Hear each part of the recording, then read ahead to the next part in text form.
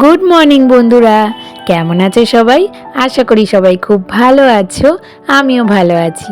আমার এক আকাশ স্বপ্ন চ্যানেলে তোমাদেরকে অনেক স্বাগত আর ভালোবাসা জানিয়ে আজকের ভিডিওটা শুরু করছি। আজকে হলো সোমবার, সপ্তাহের প্রথম দিন, তাই এনার্জির সাথে কাজকর্ম শুরু করতে হবে। তো কি কাজ করব সেটা তো তোমাদেরকে দেখাবই। তার আগে তোমাদেরকে বলবো, তোমরা যারা যেখান থেকে আমার ভিডিওটা দেখছো প্লিজ একটু স্কিপ না করে পুরো ভিডিওটা দেখার চেষ্টা করো। আশা করি তোমাদের ভালো লাগবে। আর যদি আমার ভিডিওর কোনো একটা অংশ তোমাদের ভালো লেগে থাকে তাহলে যেসব নতুন বন্ধুরা এখনো পর্যন্ত আমার চ্যানেলটাকে সাবস্ক্রাইব করোনি প্লিজ সাবস্ক্রাইব করে দিও।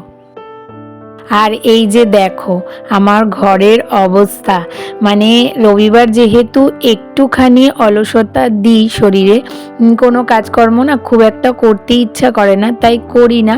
আর তার জন্য সোমবার দিন আমার এরকমভাবে কাজকর্ম আমার জন্য পড়ে থাকে।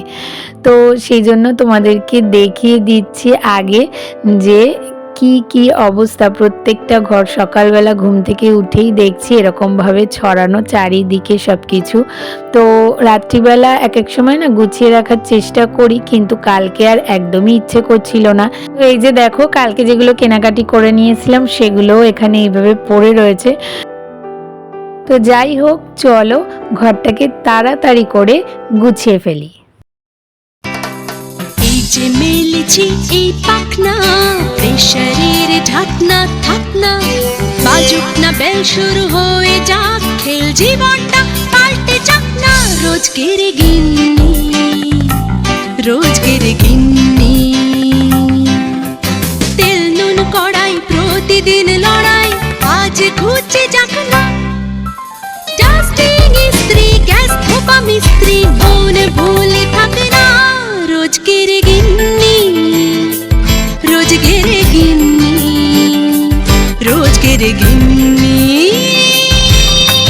উত্তর দিবস হাতে হাতে দশে দশ তাক লেগে যাক না।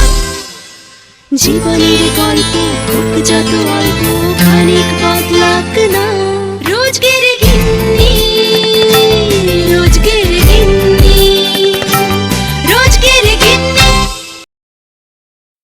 তো ওইদিকে তো কাজকর্মগুলো সারছিলাম, আর এই দিকে দেখলাম বাইরে প্রচণ্ড জোরে বৃষ্টি নেমে গেছে। দেখো কি জোরে বৃষ্টি নেমেছে। আর সকালবেলা তো তোমাদেরকে দেখালামই ওয়েদারটা খারাপই ছিল, পুরো কালো হয়েছিল, তো সেটাই আর কি এখন নামলো বৃষ্টিটা। তো যাই হোক, ওইদিকে কাজকর্ম কিছুটা তো সেরেছি দেখতেই পারলে। তো সত্যিকারের যদি এরকম স্পিডে আমরা কাজ করতে পারতাম রোজ দিন, তাহলে কিন্তু অনেক তাড়াতাড়ি আমাদের কাজকর্ম শেষ হয়ে যেত আর আরও বেশি কাজ করতেও পারতাম। কিন্তু সত্যিকারের বাস্তব লাইফে তো আর সেরকম সম্ভব নয়।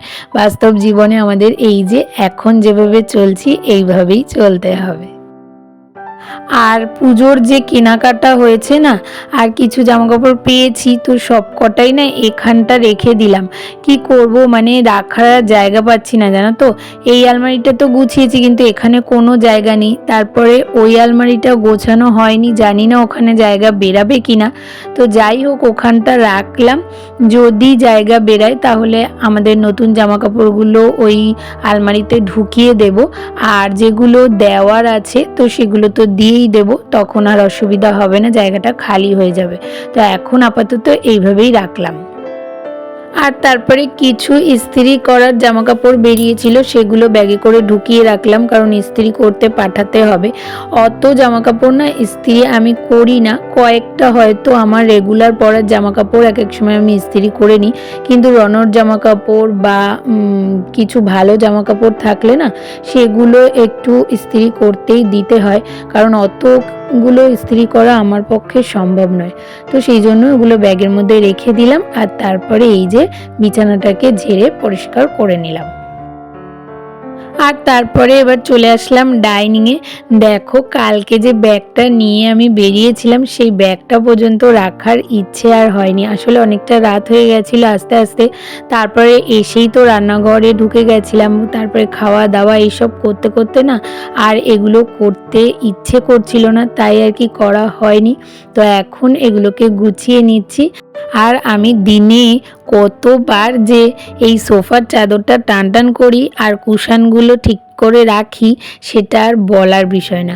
আসলে কি বলতো, আমার মনে হয় যে বাইরে থেকে যখন কোনো লোক আসবে তখন তো প্রথমেই এই ডাইনিং রুমটাতেই এসে দাঁড়াবে বা বসবে। সবাই তো সবসময় আর ঘরে ঢোকে না। তো সেই জন্যই মনে হয় কি যে ঢুকেই যদি কোনো মানুষ দেখে যে ঘরটা অগোছালো তাহলে কেমন লাগে, আর বসতেও অসুবিধা হবে মানুষের। তো সেই জন্যই আর কি এই ঘরটাকে একটু মাঝে মাঝে গুছিয়ে রাখার চেষ্টা করি। আর জানো তো, আমার এমনই কপাল, সারা দিন যে এত খেটে আমি পরিষ্কার করে রাখি, গুছিয়ে রাখি সব জিনিস, যখনই আমার ঘর একটু এলোমেলো থাকে তখনই দেখি লোকজন এসে উপস্থিত হয় আর আমার ওই অগোছালো ঘরটাই দেখতে পায়। আমি যে এতটা খাটি সারাদিন সেটা আর কেউ বুঝতে পারে না। তো যাই হোক, কিছু করার নেই, বাড়িতে বাচ্চা থাকলে তো এরকম হবেই। আসলে রিশানেরই খেলনা না চারিদিকে মানে অগোছালো হয়ে পড়ে থাকে, তার জন্যই আর কি এরকম লাগে। আর বাচ্চাদের সাথে সাথে আমাদের বাড়িতে বড়রাও একটু আছে, তাদের জিনিসপত্র যদি একটু জায়গায় জায়গায় রেখে দেয় না তাহলে আর ঘরটা অগোছালো হয় না। কিন্তু সবার ওই অভ্যাসে নেই যে জায়গাটা জায়গায় রেখে দিই, তো সেই জন্যই আর কি এরকম এলোমেলো হয়ে যায়। তো এই ঘরটাও পরিষ্কার করে নিলাম। আর এই জায়গাটা দেখলে তো রিশানের খেলনাতে মানে ভরে ছিল, তো ওটাকে গুছিয়ে নিলাম ভালো করে। আর তারপরে রান্নাঘরে আসলাম, রান্নাঘরের বাসনগুলো ছিল ঝুড়ির মধ্যে, সেগুলোকে গুছিয়ে নিলাম। এবার ঘরটাকে ঝেড়ে নেব। আর এই খাটের পেছনটা না প্রায় সময় ময়লা হয় জানো তো। ওই যে বললাম না সেদিনকে যে আমার জানলা আর খাটের মাঝখানে কিছুটা জায়গা ফাঁকা আছে, তো সেই জায়গাটাই না ফাঁকা থাকলেই দেখবে যে জায়গা ফাঁকা থাকে সেই জায়গায় বেশি অপরিষ্কার হয়।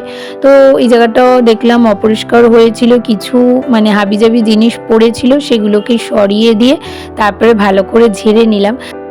আর ওই ঘরের ওই জায়গাটা আর এই ঘরের এই যে রিশানের যে খেলনার বাক্সটা থাকে এই জায়গাটা প্রত্যেক দিন না আমার পরিষ্কার করা হয় না। আসলে প্রত্যেক দিন তো তাড়াহুড়ো করে ঝেড়ে নিই, তো ওগুলো সরিয়ে আর ঝাড়া হয় না। তো সেই জন্য আর কি প্রচণ্ড পরিমাণে না ধুলো আর ঝুল পড়ে রয়েছে। তো সেইগুলো আর কি আজকে এটাকে সরিয়ে একদম ভালো করে ঝেড়ে নিলাম। তো এই যে দেখো, আমার সবকটা ঘর কিন্তু একদম গোছানো কমপ্লিট হয়ে গেছে। তো আগের পরিস্থিতিটা তো তোমাদেরকে দেখিয়েছিলাম কেমন অবস্থায় ছিল, আর এখনের পরিস্থিতিটা দেখো কতটা সুন্দর লাগছে বলো তো।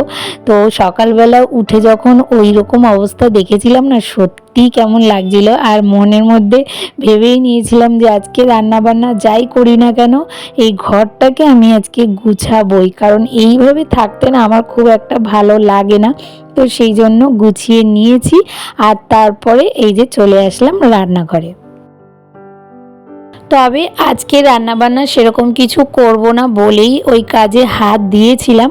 আজকে রান্না করছি শুধু একটু ডাল করলাম। তো ডালে কিছু আমি দিইনি, শুধু কালো জিরে ফোড়ন দিয়ে ডালটাকে সম্বার দিলাম। আর তার সাথে করব আলু ভাজা, কারণ তোমরা তো জানোই যে রবিবারের পরের দিন আমরা একটু সিম্পল খাবার দাবারই খাই। তো সেই জন্য আজকে একদম আলু সিদ্ধ ভাত খেতে ইচ্ছে করছিল না, তাই একদম সিম্পল করে মসুর ডাল আর তার সাথে আলু পেঁয়াজ ভাজা করে নিচ্ছি। আর মাঝে মাঝে দেখবে এরকম সিম্পল খাবার খেতে এত ভালো লাগে, পুরো অমৃতর মতো লাগে, তাই না বলো? মাঝে মাঝে যেমন chicken, pulao, biryani, fried rice এগুলো খেতেও ভালো লাগে, তেমনই এই সবগুলো যখন একঘেয়ে লাগে তখন এরকম সিম্পল খাবারও খেতে কিন্তু দারুণ লাগে। তো আমার ডাল কিন্তু একদম রেডি হয়ে গেছে, আর ওদিকে দেখতে পাচ্ছ ভাতও হয়ে গেছে। তো ভাতটা উপর দিয়েছিলাম তাই এটা উঠিয়ে নিলাম। তো ডাল ভাত হয়ে এসেছে, আর আলু ভাজা করতে খুব একটা সময় লাগবে না। তো আলু ভাজাটা একটু সিদ্ধ হতে বাকি আছে, তাই ভাবলাম বেসিনে যে কটা বাসন আছে সেগুলো মেজে নিই। আজকে খুব একটা বাসন বেরায়নি, ওই দেরি হয়ে গেছে বলে, মানে তাড়াতাড়ি রনকে তো খাবারটা দিতে হবে, তাই আর কি দুদিকে দুটো কড়াই বসিয়ে দিয়েছি, না হলে একটা কড়াইতেই আজকে রান্না হয়ে যেত। তো যাই হোক, সব দিক তো ম্যানেজ করতেই হবে, আর তার জন্য যদি একটু বাসন বেরায় তাতে কোনো অসুবিধা নেই, কারণ টাইমের মধ্যে আমাকে খাবারটা দিতে হবে, এটাই হচ্ছে মূল উদ্দেশ্য। তো এইদিকে দেখো আলু ভাজাটাও কিন্তু ততক্ষণে হয়ে গেছে। আর আজকে না রিশানকে আমি স্কুল থেকে আনতে যাইনি, কারণ আমার রান্নাটা বাকি ছিল, তাই ওর দাদুকে বলেছিলাম নিয়ে আসার জন্য। তো স্কুল থেকে আসার পর থেকেই না রিশান বলছে যে শরীরটা খারাপ লাগছে, মাথা যন্ত্রণা করছে, তারপরে এখন দেখছি যে পুরোই শুয়ে পড়েছে, বলছে যে শীত করছে। তো ওই জন্য আর কি থার্মোমিটার দিয়ে মেপে দেখলাম, খুব একটা জ্বর নেই জানো তো, ওই গাটা একটু ছ্যান করছে, তাই একটু মেপে দেখলাম যে 100 মতো জ্বর আছে, তাই অল্প করে ওষুধ খাইয়ে দিলাম। আসলে ওই ওয়েদার চেঞ্জের জন্য, মানে এখন তো কখনো রোদ উঠছে খুব, আবার কখনো এমন বৃষ্টি হচ্ছে, আর ওয়েদার চেঞ্জ হলেই দেখবে বাচ্চাদের শরীর খারাপ হয়। আর রিশানের না একটা ব্যাপার আছে, কি বলতো, ওর জ্বর হলে ওষুধ খাওয়ালেই না ওর বমি হয়ে যায়। তো সেই জন্য আর কি ওকে একটুখানি হেলান দিয়ে বসিয়ে রাখলাম, কারণ শুয়ে পড়লেই যদি বমি হয়ে যায় আর ওষুধটা বেরিয়ে যাবে, তাই জন্য আর কি একটু হেলান দিয়ে বসিয়ে রেখেছি। আর তারপরে ওকে শুইয়ে দিয়ে এদিকে আসলাম রান্নাঘরটা পরিষ্কার করতে। আর তারপরে না বিশেষ কিছু আর ভিডিও করিনি, কারণ ওর শরীরটা খারাপ ছিল বলে। তো সেই জন্য ভিডিওটা আমি এখানেই শেষ করলাম। তাহলে আজকের ভিডিওটা তোমাদের কেমন লাগলো? ভালো লাগলে একটা লাইক, কমেন্ট, শেয়ার আর সাবস্ক্রাইব করে পাশে থেকো, আর নোটিফিকেশন বেলটাকে অবশ্যই অন করে অল করে দিও। তাহলে দেখা হচ্ছে নতুন একটা ভিডিওর সাথে। ততক্ষণের জন্য তোমরা সবাই খুব ভালো থেকো, সুস্থ থেকো, আর অনেক অনেক স্বপ্ন দেখতে থাকো।